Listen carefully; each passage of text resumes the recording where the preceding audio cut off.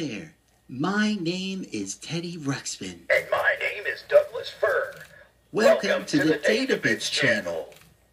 We have a very important announcement today. Yes, this will be the last video on this channel.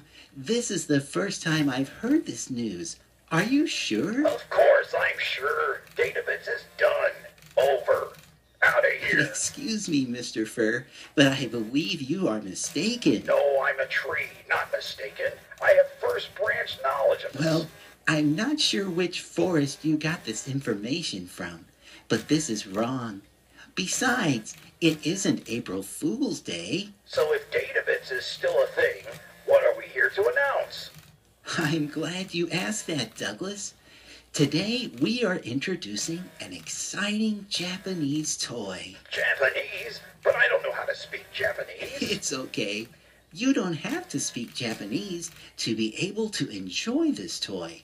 In fact, it's a lot of fun in any language. I'm a big fan of fun. What are we talking about here? This is a new Gakken Record Maker, also known as a record cutter. The unit requires you to assemble it, much like toys we had in the land of Grundle. Wow, that looks really great. Can it really make records? I mean, Databits has made some records on his Montgomery Ward cutter.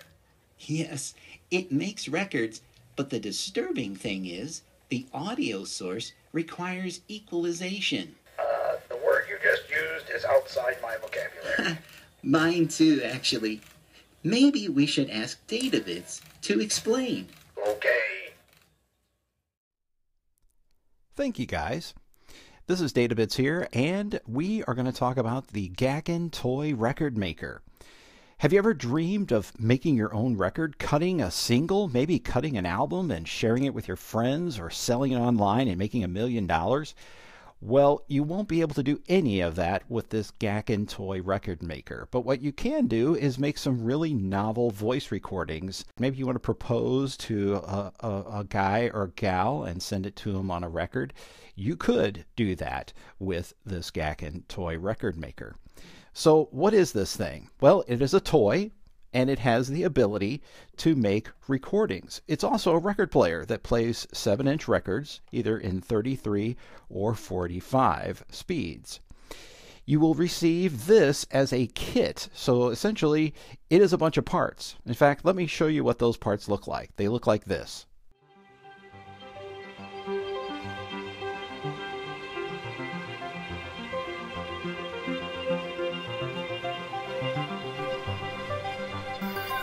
Once you have completed the assembly process, this is what you have left over. You have a small record player with a recording head as well as a playback head. You have a 45 and 33 RPM speed selector. You have a record and playback switch. You have an on-off switch with volume control. You have input jacks on the side for audio output, audio input, and power. You get this lovely box. You get some disc blanks to make your own recordings. You get a little cap here that you put on the top, screws on, and holds the disc in place so it doesn't slip while you're trying to cut it. You'll need a paintbrush to sweep away the swarf that's going to come as you cut the disc. And you're going to need to supply your own 5-volt power supply.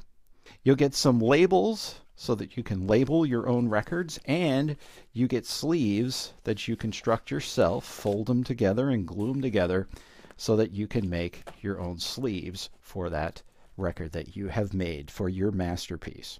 So first, how good is the sound quality? Well, this is about as good as it gets.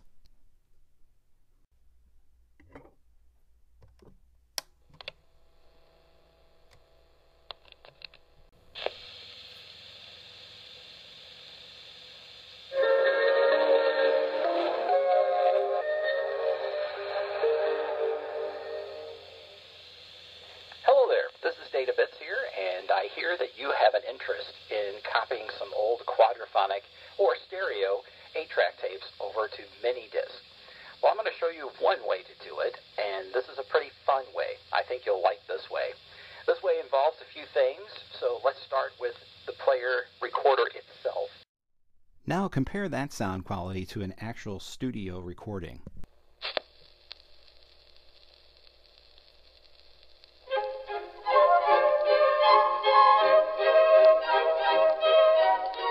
Here is news about a dramatic new advance that helps make your home self-cleaning. What would you think if I told you that you would never have to dust again? Or that your draperies would require expensive dry cleaning far less frequently? Or that you would never have to wash walls again? So what you heard was directly from the built-in speaker on this turntable, but let's say we wanted to hook it up to an external speaker, like this TronSmart 40-watt stereo speaker. Now this does have a stereo cartridge in it. It is ceramic, it is not magnetic, but what I don't understand is why the sound coming through a speaker sounds like this. Take a listen.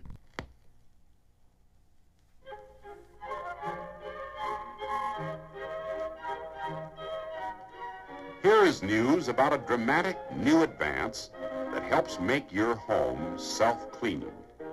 What would you think if I told you that you would never have to dust again? Or that your draperies would require expensive dry cleaning far less frequently? Or that you would never have to wash walls again? So a couple of things about the audio playback. You may have noticed one thing, a lot of flutter in this playback. So if that flutter is coming from the internal motor that's inside, that means your recordings are going to have the same amount of flutter and maybe twice as much flutter as when they are played back. The other thing that doesn't make sense is when I connect this to an external speaker, it sounds distorted. So the first time you heard it, it was the built-in speaker, which doesn't sound bad. The quality is pretty good for such a small speaker. But I don't understand the static and distortion that happens when you plug it in to an external speaker. So now let's look at the assembled guts of this machine, and then we'll actually cut a record and see how you can make a recording that sounded as good as mine. So here's what the player is going to look like once you have it assembled.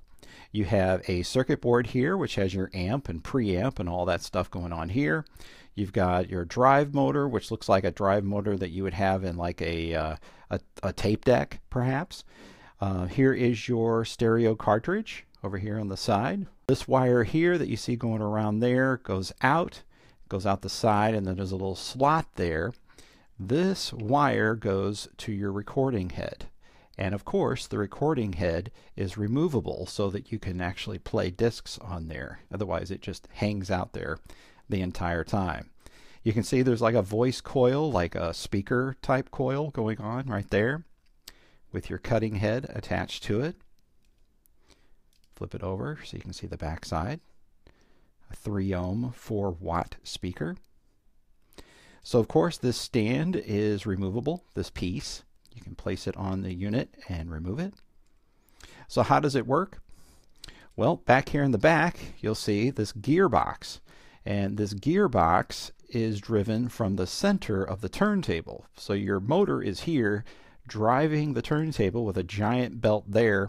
And then you've got a belt coming off the center, which drives this gearbox. And some of you who have an RCA Select-O-Vision video disc player, those also have a very similar gearbox on the inside that handles the linear tracking. So it's a very simple mechanism. In fact, here, let's pick it up and move it around so you can see a little bit better there. There we go. So there is your gearbox that's going to drive your cutting head across the record. And it does its timing by the drive from the motor itself, or from the turntable itself. There you go. There's our motor pulley down there at the bottom. Here's our speaker. Okay, it's an 8 ohm 1 watt speaker attached to the side. First things first, let's go ahead and attach our cutting head with our cutting stylus on there. Notice there's a little release button here. That's for taking it off, but it just simply connects to the outside, slides right on, and clicks into place. And then we'll attach the signal connector properly right there. Notice that there is a dampener type device here on the side. It's very simple, very primitive, but of course this whole unit is very primitive. But you basically turn this all the way up. So send it all the way in, and then if I let go, well, even more. All right, so with it all the way in, notice it just hangs out here. It won't drop down. So what I did is I just loosened it until it fell on the record. Okay. So obviously that's there for a reason, mainly to keep this from being too heavy. So I think the best place for it is just beyond where it drops onto the nice cushy turntable mat.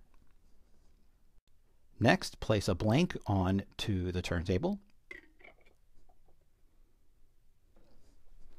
And then we're going to take our fastener here, or set screw, whatever you want to call it, and it goes in reverse of the way you would normally screw something on. Righty-tighty, lefty-loosey. Nope. Lefty-tighty, righty-loosey in this case. Now this is really ingenious the way that they did this. Notice the gearbox here. This is the top part of it. You can move this to wherever you'd like simply by holding down this little button here, which pushes the gear out of the way and allows you to set this wherever you'd like on the turntable. And then once you get it where you want it, let's say you're going to record a second band, you just let go, make sure it pops back up. There we go. All right, so very ingenious. This takes care of the worm gear that you would see on a 1940s record cutter, like the one I have that this is sitting on actually. Now, do you remember Teddy said something that was needed in order to make this recording possible? It's called equalization. And the easiest, most economic way to bring equalization into this project is through VLC playback software, which is free, and you're going to need a laptop. So presto, here's a laptop. Ta-da! All right, with my Windows computer booted up and ready to go, let's go ahead and connect the audio cable that came with the kit. So put the stereo side, see, stereo and mono. This left side is mono, this side stereo. Connect the stereo side to the headphone jack of your laptop. And then we're going to connect this to the audio in on the side of the Gakken where it says in. We're going to place this into record mode, which is just a dot. And let's do 45 RPM because I've gotten the best results that way. And it's more funner that way as well. Now, as far as this goes, we need to set this so it's in the gear area. So there's an area without gear, both here and here. So go ahead and place this, push it down, move it along, raise it back up. Should be within the gear or toothed area of this slider right here. All right, now we're going to check our EQ. So here's the EQ that worked for me in VLC Player. First thing you'll do is click the equalizer button indicated right here by the arrow. And then here are the settings I used on my equalizer. So I've got it enabled, I've got 2 pass, I've got the preamp up just a little bit, and then you can see the other settings that I have set here. So you could use something similar on your setup. Now, in cutting your record, one thing that'd be really handy with this machine is if you had the ability to turn off the motor and allow the amplifier to work. So that way you could get your levels set. But in this case, it doesn't exist. I could add one, and maybe I'll add one later. But you have to hold up your cutting head, turn it on, and I'm backtracking a little bit because I have this out of the gear area over here. And I want to play a little bit of my recording, which is made from my last video I made. So let's just crank it a little bit. Really cool way to take something old and nostalgic like 8-track tapes. So I've got this like all the way up. And I believe I have my sound setting on the laptop all the way up as well. This laptop does not have a great sound system in it anyway. But all right, so let me reverse it and then let's go ahead and start cutting. All right, my audio file is queued. So let's go ahead and put this back in the gear area, set it on the record, and start cutting. A really cool way to take something old and nostalgic like 8-track tapes, 4-track, 8-track tapes, in this case quadraphonic, to a 4-track recorder, a more modern version. This was from the year 2000, so it's a 20-year-old device. Now these Yamahas, you might be interested to know, are found rather cheaply online. I think you could probably pick one up for less than $100. So I'm not sure why they're so cheap. All right, let's go ahead and stop it there. Turn this off. Take our cutting head and move it back. Okay, we'll set it there for now. So this is what they call swarf. This is the little fine hair of plastic that gets cut away as you're making a recording. A really cool way to take something old and nostalgic like 8-track tapes, 4-track, 8-track tapes, in this case quadraphonic, to a 4-track recorder, a more modern version. This was from the year 2000, so it's a 20-year-old device. Now these Yamahas, you might be interested to know, are found rather cheaply online. I think you could probably pick one up for less than $100. So I'm not sure why they're so cheap. All right, and now let's try and cut some music. So I've got my royalty-free music lined up and ready to go, queued up on the computer. I'm going to start cutting, and then I'm going to hit play. Now this is not a very, I don't know, busy song.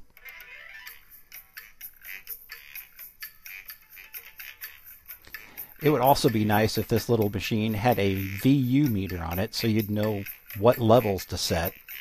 But hey, that's part of the fun of experimenting, right?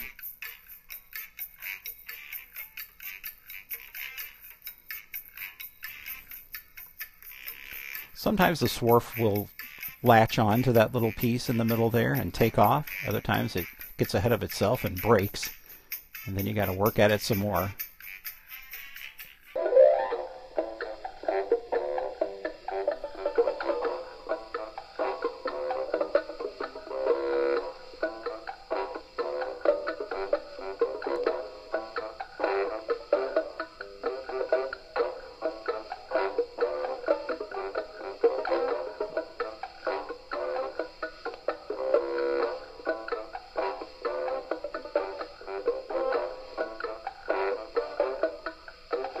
How about the same song recorded at 33 1/3?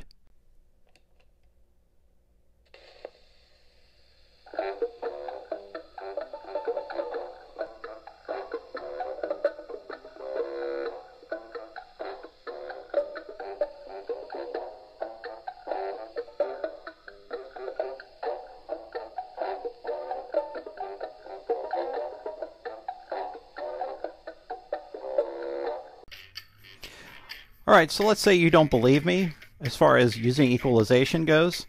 Let's record something without equalization and see what happens. Go, cut.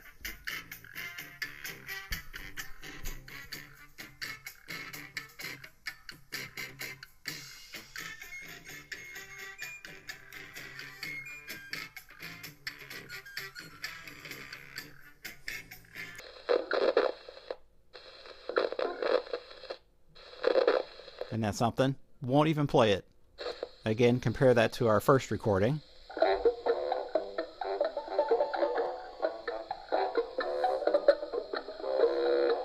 So that's the thing that puzzles me, is why the manufacturer didn't include some kind of a little circuit that would do the equalization for you so that you could actually make recordings without having to do crazy EQ stuff outside of the unit.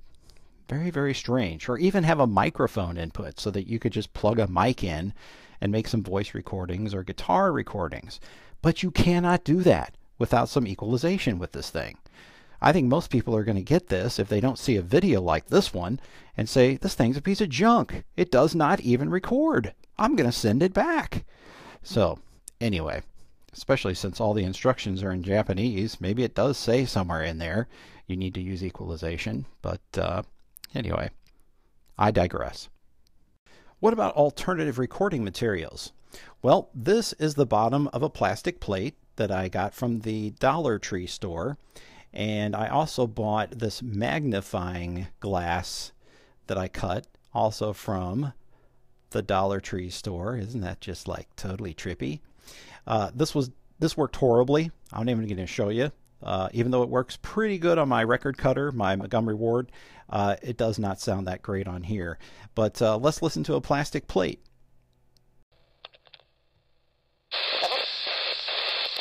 You have the ability to record 4 channels of discrete audio digitally onto this format. So MD Data gives you 140 megabytes of data, but it also gives you 37 minutes of pure, beautiful digital recording time. Well, Douglas, wasn't that the most amazing thing you've ever seen? I can say it was more exciting than not hearing a tree fall in the forest. I think it was wonderful. I can't wait to create my own records to send to all my friends in the land of Grundo, especially Grubby. Hey folks, if you think this video was awesome, you need to check out all of the databits videos and share them with your friends. Yes, please subscribe to this amazing channel and tell all your friends to do the same. Remember to click the little bell and be notified of future videos. You can be a Patreon contributor and connect with Brad on Facebook. Look for those links down in the video description. We hope our little video brought you joy and happiness today. See you next time.